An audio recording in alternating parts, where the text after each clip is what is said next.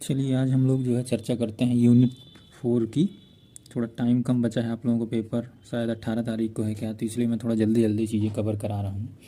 Time नहीं मेरे पास भी और आप लोगों के पास भी नहीं है टाइम, तो इसमें इम्पॉर्टेंट चीज़ें डिस्कस करेंगे और बहुत ही अच्छा चैप्टर है ये, rolling load and influence line diagram. इसका प्रयोग साइट पर भी बहुत होता है और ये आप लोगों को थ्योरी में भी दिया है। मैथमेटिकल टर्म है इसमें बहुत सारे, और इसमें क्वेश्चन 20 नंबर का आपका पूछा जाता है, बड़ा इंपॉर्टेंट चैप्टर है। तो सबसे पहले थोड़ी जो इससे थ्योरी आने वाली है वो डिस्कस कर लेते हैं, इसके बाद न्यूमेरिकल की चर्चा आगे करेंगे। तो रोलिंग लोड क्या है, सबसे पहले इसकी चर्चा करेंगे कि रोलिंग लोड होता क्या है। तो रोलिंग लोड का मतलब है, rolling load are those load which roll over the given structure element from one end to another end. मतलब कहने का यह एक ऐसा लोड है जो एक, जैसे कोई एक ये बीम है, इस बीम के ऊपर कोई लोड, यहाँ जैसे कोई एक ये बीम है, इसके ऊपर से कोई एक रोड गई है, ये डिजाइन किया गया है हमारे पास ओवर ब्रिज कोई, तो यहाँ से कोई गाड़ी जब मूव करना शुरू करेगी तो उसका जो लोड आएगा सडन लोड, तो यहाँ से रोल करता हुआ आगे की तरफ निकल जाएगा। तो रोलिंग लोड का मतलब ये हुआ कोई गाड़ी पास हो रही है इस ब्रिज से, तो सडन लोड यहाँ पे कुछ आया, फिर यहाँ पे कुछ आया, फिर यहाँ पे कुछ आया, फिर यहाँ पे कुछ आया, फिर आगे निकल गया। तो वही जो सडन लोड आता है किसी भी स्ट्रक्चर में, वही क्या कहलाता है, हमारा रोलिंग लोड कहलाता है। जैसे कोई फॉर एग्जांपल मूविंग ट्रक के द्वारा, व्हीकल के द्वारा कोई गडर पर आ गया लोड, तो ये सब क्या कहलाएंगे, रोलिंग लोड कहलाएंगे। इसमें आप जैसे 2 नंबर में आ जाए तो इसकी थ्योरी आप इतना लिख के एग्जाम्पल दिखा दोगे तो सफिशिएंट है। टाइप ऑफ रोलिंग लोड, अब देखो सिंगल पॉइंट रोलिंग लोड, इसी में हो सकता है यूडीएल के रूप में ना आके कह दे कि ये कोई एक बीम है, इस पर एक पॉइंट लोड के रूप में एक 1 यूनिट का लोड आ रहा है। अब ये पॉइंट लोड कभी अभी यहाँ पे है प्रेजेंट टाइम में, फिर आगे बढ़ जाएगा, यहाँ पे है प्रेजेंट टाइम में, फिर आगे बढ़ जाएगा, यहाँ पे है प्रेजेंट टाइम में, तो इसे बोला जाता है सिंगल पॉइंट रोलिंग लोड। दूसरा है यूडीएल रोलिंग लोड, जैसे मैंने ये अभी डिस्कस किया ऊपर, ये क्या कहलाएगा, यूडीएल रोलिंग लोड कहलाएगा। फिर आगे है 2 point load at a fix distance. 2 point load क्या है, जैसे कोई एक ये बीम है, इस पर 2 लोड आ रहा है इस तरह से, एक मान लेते हैं ये 100 किलो न्यूटन का लोड है, एक मान लेते हैं ये 50 किलो न्यूटन का लोड है, इन दोनों के बीच में कुछ डिस्टेंस होगी 2 मीटर।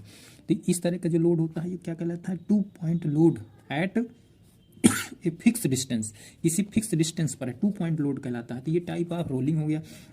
इसके बाद जो हम डिस्कस करते हैं इन्फ्लुएंस लाइन डायग्राम होता क्या है, इसमें कैसे ड्रा करेंगे। तो it is a graph represent reaction at support. ये ग्राफ क्या रिप्रेजेंट करता है, रिएक्शन को रिप्रेजेंट करता है, कहाँ पर, सपोर्ट को।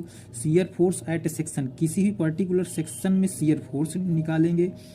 फिर क्या निकालेंगे, bending moment at a section of A structure for various position on a unit load is called ILD. मतलब यूनिट लोड मान करके हम क्या क्या निकालेंगे, शियर फोर्स निकालेंगे, बेंडिंग मोमेंट निकालेंगे, and positive shear force, negative shear force, and किसी भी पॉइंट के अबाउट हम क्या निकालेंगे, मैक्सिमम बेंडिंग मोमेंट निकालेंगे। तो ये सारा रिप्रेजेंटेशन क्या कहलाता है, आईएलडी, मतलब इन्फ्लुएंस लाइन डायग्राम। इसके फायदा क्या है इन्फ्लुएंस लाइन डायग्राम ड्रा करने के, तो फायदा ये है कि if a structure is subjected to live load और moving load, vibration in shear and bending moment diagram, मतलब ये पता चल पाता है कि किसी भी स्ट्रक्चर में अगर मूविंग लोड आ रहा है या तो लाइव लोड आ रहा है, तो कहाँ पे किस पोजीशन में मैक्सिमम है, कहाँ पे किस पोजीशन पे मिनिमम है, उसी हिसाब से हम डिजाइन करते हैं उस चीज़ को। वहीं पे सरिया की संख्या बढ़ाई जाती है ताकि तभी तो वो लोड बियर कर पाएगा। ये हमारे क्या है, इसके एडवांटेज हैं। फिर दूसरा क्या एडवांटेज है, to decide the specific point in a structure due to moving load, मतलब एक स्पेसिफिक पॉइंट पता चल पाता है कि वो मूविंग लोड जो आ रहा है उस लोड की वजह से इस ब्रिज पर क्या प्रभाव पड़ेगा और कहाँ पे ज़्यादा इफेक्टिव होगा, वो सपोर्ट पर होगा, सपोर्ट के बीच में होगा कि अनदर सपोर्ट पर होगा, तो वही हिसाब से हम क्या नीचे से सपोर्ट करेंगे उसको, या तो उस स्ट्रक्चर को क्या करेंगे वहाँ पे मजबूत करेंगे। ये फायदा है, इसे एडवांटेज बोलते हैं। तीसरा क्या है, reaction, shear force, moment, deflection calculate at a point of a ideal. ILD की मदद से हम क्या निकाल सकते हैं, शियर फोर्स निकाल सकते हैं, मोमेंट निकाल सकते हैं, डिफ्लेक्शन भी पता कर सकते हैं कि कितना डिफ्लेक्शन आएगा अचानक सडन लोड आ जाए तो स्ट्रक्चर पे। तो आईएलडी से और क्या ज्ञात कर सकते हैं, ILD are use to design the structure on which load move across the span. मतलब आईएलडी के फिगर से हमें ये पता चल पाएगा कि हमें स्ट्रक्चर को किस तरह से डिजाइन करना है और क्या क्या जरूरतें पड़ेंगी इसको हमको काम करने के लिए। तो इस तरह से हम बड़े बड़े स्ट्रक्चर डिजाइन करते हैं, उसके पहले हम क्या निकालते हैं, इन्फ्लुएंस लाइन डायग्राम बना लेते हैं उसका, और उस पर सडन लोड कितना आता है, कितने व्हीकल्स पर डे पास होती हैं, ये सब डिसाइड करके, और कितना शॉक लोड आता है उस स्ट्रक्चर में, ये डिसाइड करके ही हम स्ट्रक्चर का डिजाइन करते हैं। कैसे डिजाइन करते हैं आगे हम लोग चर्चा करेंगे, ठीक है। बड़ा इंपॉर्टेंट चैप्टर है इसमें। क्या क्या ज्ञात किया जाता है। 10 नंबर की क्वेश्चन आएगा, ध्यान रखना इसको। बहुत सिंपल तरीके से मैं बता रहा हूँ। थोड़ा हो सकता है यूट्यूब में विजिबिलिटी को लेकर के प्रॉब्लम चल रही है, तो इसको कॉपरेट करना है आप लोगों को। विजिबिलिटी को लेकर के छोटे यूट्यूबर जिनके सब्सक्राइबर अभी कम है ना, तो उसमें विजिबिलिटी वो लोग जानबूझ करके घटा दे रहे हैं। तो इस चीज़ को आप लोग कॉपरेट करिएगा। अब इतना समझदार है ही हो, काम की चीज़ पढ़ने के लिए हमें क्या करना पड़ेगा, चीज़ों को नोट करना पड़ेगा, प्रैक्टिस करना पड़ेगा और सीखना पड़ेगा, बस हो गया। हमें क्या करना इससे मतलब नहीं है। अब सिविल इंजीनियर हो आप लोग, अंधेरे अंधेरे सब में काम करा सकते हो यार, इतना तो करना ही पड़ेगा। तो चलिए आगे बढ़ते हैं, हम थोड़ा सा डिस्कस करते हैं। जैसे मान लेते हैं कोई एक ये सिंपली सपोर्टेड बीम है, ध्यान से यहाँ से चीज़ों को समझना है। ये है सिंपली सपोर्टेड बीम है, इस पर एक पॉइंट लोड आ रहा है 1 किलो न्यूटन को मैं मान लेता हूँ, ठीक है, जिसकी डिस्टेंस सपोर्ट से x दूरी है और total distance of the beam l है। ये हो गया। इसके बाद हम क्या करने, हमसे पूछा है कि इस सेक्शन पर कोई एक सेक्शन मान लेते हैं, ये हमारे पास सेक्शन है at mid of the span, ठीक है। तो हमें सबसे पहले क्या करना है, इस पर सबसे पहले हमें क्या करना है, रिएक्शन कैलकुलेट करना है। ये ए पॉइंट है, ये बी पॉइंट है, ये आर ए हो गया, ये आर बी हो गया। अब हमको रिएक्शन कैलकुलेट करने के लिए अगर ये दूरी x है तो बताओ यहाँ से ये दूरी कितनी हो जाएगी, l माइनस एक्स हो जाएगी कि नहीं हो जाएगी। ये पीछे बहुत पढ़ चुके हो, इसका छोटे छोटे कैलकुलेशन करने की जरूरत नहीं, जल्दी से सीखने की जरूरत है।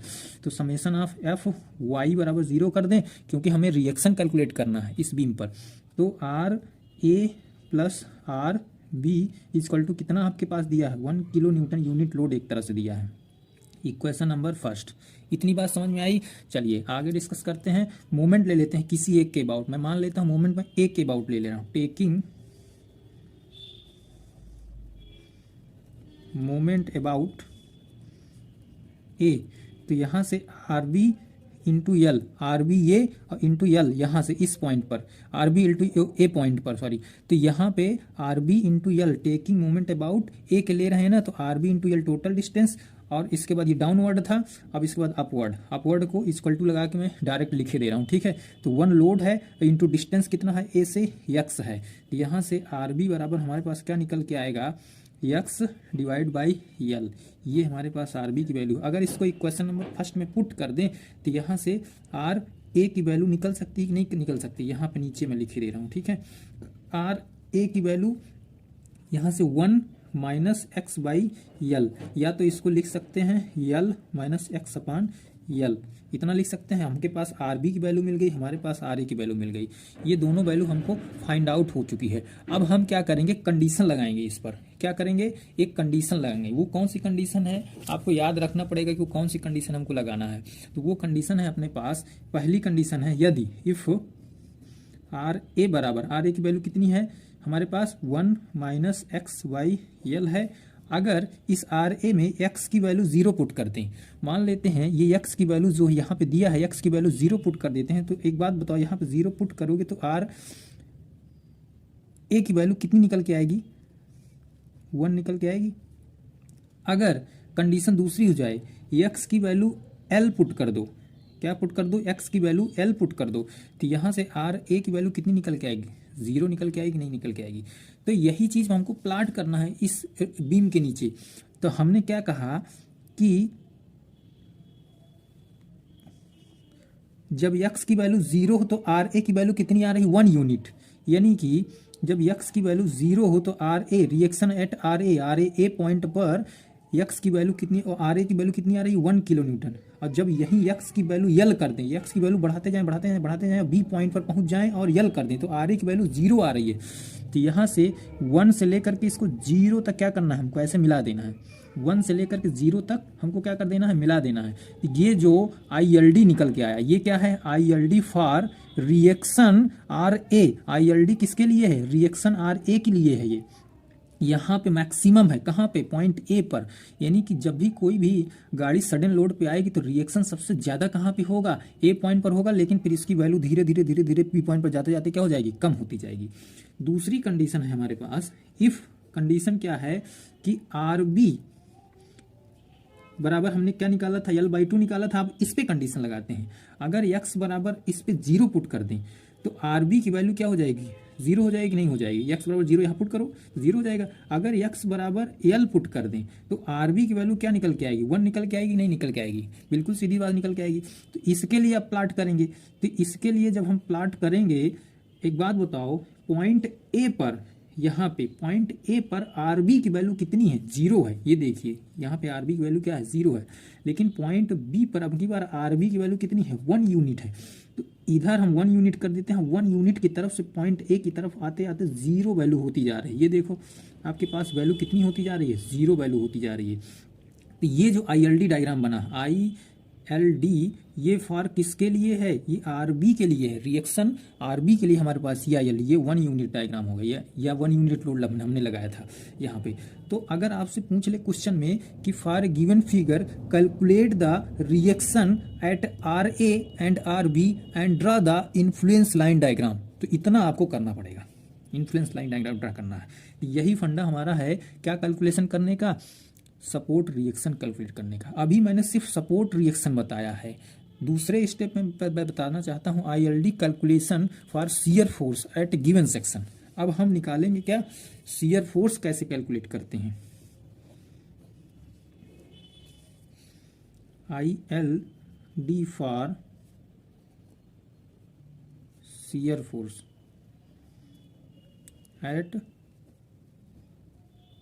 सेक्शन। अब हम क्या निकालेंगे? ILD के लिए शियर फोर्स निकालेंगे। इस फिगर में जैसा आप लोग देख पा रहे हो, तो यहाँ पे लोड लगा है। हम एक सेक्शन मान लेते हैं, ये वाला हम एक सेक्शन मान लिए कि इस सेक्शन के अबाउट हम क्या निकालेंगे? हम शियर फोर्स निकालेंगे। तो एक बात बताओ, इस सेक्शन के अगर लेफ्ट साइड देख रहे हैं तो 1 किलो न्यूटन का लोड लगा है, और इस सेक्शन के राइट साइड देख रहे हैं तो कोई लोड नहीं लग रहा है। तो अगर एक बात बताओ, ये लोड यहाँ पे है तो क्या ये लोड यहाँ पे भी जा सकता है क्या? बिल्कुल जा सकता है भाई, क्योंकि ये लोड ए से स्टार्ट हुआ है और इधर जा रहा है, आगे निकल जाएगा। हो सकता है कोई गाड़ी यहाँ पर रोल कर रही है, रोल करते करते आगे निकल जाएगी। तो अभी कुछ टाइम के लिए लोड यहाँ पर है, फिर कुछ टाइम बाद ये लोड यहाँ पर आ जाएगा। तो एक बार कंडीशन यहाँ पे चेक करते हैं, एक बार कंडीशन यहाँ पे चेक करते हैं। दोनों कंडीशन हमारे पास बन सकती कि नहीं बन सकती? और ये रिएक्शन है अपने पास, तो हम एक सेक्शन पे, यानी कि कौन से सेक्शन पे? ये जो RA और RB को ये काट रहा है, इसी सेक्शन पे हम क्या कैलकुलेट करेंगे? शियर फोर्स कैलकुलेट करेंगे। तो उसके लिए हमको क्या करना पड़ेगा? एक बात बताओ, शियर फोर्स हम निकाल रहे हैं by the way every section. मैं पहले इस सेक्शन की बात कर लेता हूँ। ये कौन सा सेक्शन है? ये हमारे पास है यहाँ पे, ये 1 यूनिट था। इसके बाद ठीक है, ये 1 यूनिट था यहाँ पे कि नहीं था? अब एक बात बताओ, जैसे कि यहाँ पे ये रिएक्शन है RB और ये मैक्सिमम पॉइंट था। ये क्या है? इसका मैक्सिमम पॉइंट है। अगर इस बीम में, ये जो सिंपली सपोर्टेड वाली बीम है, इस पर हम सबसे पहले इसको मान करके इस सेक्शन के अबाउट क्या कर लें? मोमेंट ले लें। इसको इस सेक्शन के अबाउट मोमेंट ले लें, और RB की वैल्यू ये कितने डिस्टेंस पर है? RB की वैल्यू मैं मान लेता हूँ, ये जो हमने सेक्शन माना है, ये जो सेक्शन माना है, ये कुछ इसकी डिस्टेंस मान लेते हैं। ये मान लेते हैं ये A डिस्टेंस है यहाँ से, और इस सेक्शन की डिस्टेंस कितनी है? B डिस्टेंस है। ठीक है, इतनी बात समझ में आई? या तो इसको पर्टिकुलर एक डिस्टेंस मान लीजिए आप, ठीक है, कैलकुलेशन के लिए A और B हमने मान लिया। तो RB के अबाउट इस सेक्शन का मोमेंट ले लें तो RB इंटू B आएगा कि नहीं आएगा? RB इंटू B आएगा कि नहीं आएगा? ये सेक्शन के अबाउट मोमेंट। तो RB की वैल्यू कितनी निकल के आई थी यहाँ पे? RB की वैल्यू अभी पीछे हमने निकाल लिया है। RB की वैल्यू x/l निकल के आई थी। कितना? x/l। और ये टोटल डिस्टेंस है हमारे पास कितनी? ये टोटल डिस्टेंस हमने B माना है, B माना है। तो रिएक्शन RB इंटू B, तो RB की वैल्यू x/l इंटू B। तो यही हमारे पास सेक्शन एट x जो माने हैं, ये हमारे पास क्या हो गया? शियर फोर्स हो गया। ठीक है, इतनी बात समझ में आई कि नहीं आई? चलिए इस फिगर से समझते हैं। हमारे पास इस सेक्शन पर हम शियर फोर्स निकालेंगे। हमारे पास निकल के क्या आया था? ILD रिएक्शन A के लिए निकल के आया था, ILD रिएक्शन B के लिए निकल के आया था। हम इस सेक्शन पर शियर फोर्स निकाल रहे हैं। कोई एक मिड सेक्शन है जो RA को भी काट रहा है, RB को भी काट रहा है। तो क्या करें? सबसे पहले जैसे अगर हम इस ट्रेंगल को देखें, क्यों ये ट्रेंगल किसकी वजह से था? इस वजह से था, RA की वजह से था। ये ट्रेंगल एक RB की वजह से था। तो एक बात बताओ, ये RB किस डायरेक्शन में घूम रहा है और RA किस डायरेक्शन में घूम रहा है? तो RB हमारा कैसे घूम रहा है? एंटी क्लॉकवाइज घूम रहा है। और RA कैसे घूम रहा है? क्लॉकवाइज घूम रहा है। तो एंटी क्लॉकवाइज को पॉजिटिव और क्लॉकवाइज को निगेटिव हम मान लेते हैं। Let's should be assume. ठीक है, तो इसको हम निगेटिव मान लेते हैं, इसको हम पॉजिटिव मान लेते हैं जैसे घूम रहा है। तो ठीक है, तो एक बात बताओ, जैसे कि ये वाली डिस्टेंस कितनी होगी, ये हाइट अगर हमको पता चल जाती इस पॉइंट पर, या ये हाइट हमको पता चल जाती इस पॉइंट पर, तो हम प्लॉट कर सकते थे क्या, शियर फोर्स डायग्राम को। तो ये हाइट निकालने के लिए सिमिलर ट्रेंगल का यूज कर लें। ये यूनिट कितनी है 1 और टोटल डिस्टेंस कितनी है l। मैं यहाँ पे साइड पे बता रहा हूँ, ठीक है, कैसे निकलेगा ये हाइट। हमारे पास टोटल लेंथ दिया है l और ये मिड पॉइंट पर एक पॉइंट है, एक ये यूनिट 1 है, ठीक है। अब हमको ये डिस्टेंस मान लेते हैं x निकालना है। यहाँ से ये डिस्टेंस कितना दिया है, l माइनस x दिया है। तो सिमिलर ट्रेंगल कैसे लगाते हैं, एक बात बताओ, ये बड़ा वाला ट्रेंगल ये दिख रहा है ना, दिख रहा है, ये बड़ा वाला ट्रेंगल होगा, ये छोटा वाला ट्रेंगल हो गया, ये ट्रेंगल हो गया। तो बड़ा वाला ट्रेंगल बटे टोटल डिस्टेंस l बराबर छोटा वाला ट्रेंगल x निकालना है बटे इसकी डिस्टेंस यहाँ से 0 की तरफ, तो l माइनस x ये हो गया। अब हमें x ही तो चाहिए, तो इसको मल्टीप्लाई कर देते, l minus x divide by l। ये हमारे पास ये वाली हाइट पता चल गई। ये वाली हाइट कैसे निकल के आ गई, l minus x divide by l, ठीक है। अब क्योंकि ये हाइट हम कहाँ पे निकाले हैं, किसकी वजह से निकाले हैं, हम निकाले हैं इस पॉइंट की वजह से, मतलब हम निकाले हैं आर ए की वजह से, ठीक है। हम निकाले हैं किसकी वजह से, आर ए की वजह से। अब हमको इसको प्लॉट करना है। अब इसी तरह इस ट्रेंगल के माध्यम से क्या ये वाली हाइट आप लोग निकाल सकते हैं कि नहीं निकाल सकते, बिल्कुल जी निकाल सकते हैं। तो ये वाली हाइट कितनी निकल के आएगी, यहाँ पर x बराबर x बाई एल निकल के आएगी। एक तरह से ये हाइट है x डैश इसको मान लेते हैं। तो ये x बाई एल इसकी हाइट यहाँ से ये सिमिलर ट्रेंगल के आधार पर निकला। अब इसको प्लॉट करना है, तो प्लॉट करने के लिए क्या हमने, हमारे पास ये सेक्शन है मिड पर, ठीक है। इस सेक्शन में हम हाईएस्ट वैल्यू कितनी निकाले हैं, जो कि पॉइंट आर बी, यानी कि हाईएस्ट वैल्यू हम कितना निकाले हैं, जो कि ये हम इसको प्लस लिए हैं। क्यों, क्योंकि ये एंटी क्लॉकवाइज जा रहा था, इसको प्लस लिए हैं, तो इसको प्लस लिए हैं, तो इसलिए ये वाली हाइट कितना निकाले हैं, l minus x divide by L, यही तो निकाले हो। अब एक बात बताओ, एक जा रहा है एंटी क्लॉकवाइज, दूसरा एक एंटी क्लॉकवाइज जा रहा है, दूसरा जो है क्लॉकवाइज जा रहा है। तो क्लॉकवाइज को हम निगेटिव ले रहे हैं, तो ये निगेटिव रिप्रेजेंट करेगा, तो ये निगेटिव को रिप्रेजेंट करेगा। निगेटिव वाली हाइट अभी हमने कितना निकाला था सिमिलर ट्रेंगल के आधार पर, ये निकाला था x बाई एल। तो यही निगेटिव वाली डिस्टेंस ये यहाँ पे रिप्रेजेंट करती है, यहाँ से यहाँ तक की पूरी डिस्टेंस क्या इस सेक्शन पर शियर फोर्स को रिप्रेजेंट करता है। मतलब ये डायग्राम क्या रिप्रेजेंट करेगा, I L D for shear force at a section. किसी पर्टिकुलर सेक्शन पर I L D at a section मान लेते हैं, ये मिड पर है तो सी मान लेते हैं इस पॉइंट को, क्योंकि ये ए पॉइंट था हमारे पास इस फिगर में, ये हमारे पास बी पॉइंट है, ये सी पॉइंट। अभी मुझे पता है समझ में नहीं आ रहा होगा, लेकिन अभी इसमें जब न्यूमेरिकल सॉल्व करेंगे तब ये पूरी अच्छे से समझ में आएगा। डोंट वरी, किसी को भी कुछ भी दिक्कत हो कमेंट करिएगा, बहुत इंपॉर्टेंट है ये टॉपिक, एक क्वेश्चन इससे आना ही आना है। अब मोमेंट कैसे निकालेंगे इसको भी समझ लो। मूवमेंट कैसे निकालेंगे, मूवमेंट के लिए हम क्या करेंगे, ये हमारे पास बीम है, बीम में हमने कहा इस सेक्शन के अबाउट आप मूवमेंट निकालिए, सी सेक्शन के अबाउट, ये ए है ये बी है, टोटल लेंथ इसकी ये है, ठीक है। और यहाँ पे कोई पॉइंट लोड लगा है 1 किलो न्यूटन का, कितनी दूरी पर, x दूरी पर। मैं मान लेता हूँ ये a दूरी है, ये b दूरी है, ठीक है। तो मूवमेंट के लिए हम क्या करते थे, हमारे पास R A plus R B बराबर क्या निकल के आया था 1, यानी कि आर बी यहाँ से निकल के आया था x बाई एल, पीछे अभी इसको निकाले थे, और आर ए निकल के आया था 1 माइनस एक्स बाई एल, ये पीछे निकाल चुके हैं। अब हम मोमेंट सी के अबाउट ले लेते हैं। जब सी के अबाउट आप मोमेंट लोगे तो डायरेक्ट मोमेंट